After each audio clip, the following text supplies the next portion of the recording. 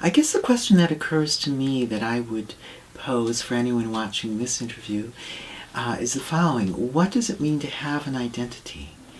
How does one construct one's identity? How does one negotiate that identity in a social context?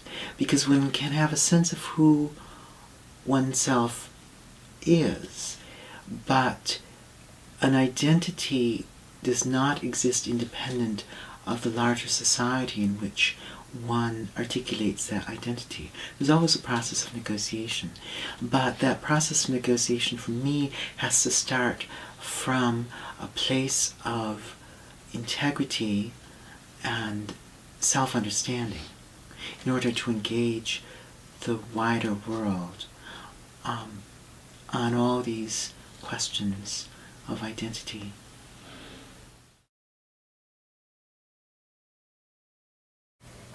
A question that I have for the people who are watching, whoever they may be, is when you walk around in your life, are you working in ways that are creating supportive spaces for young people who may or may not be queer to feel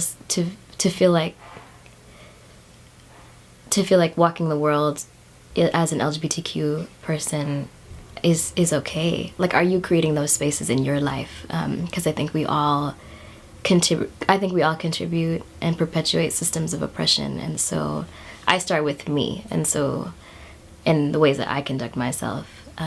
So are you in that way creating safety and support for young people who are struggling, who are really struggling and who need you? Are you perpetuating the oppression that they're dealing with, or are you loving them in the ways that they need to be loved? So that's my question.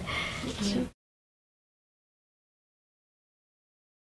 So I guess my question to the audience would be, touching back on what we were talking about earlier.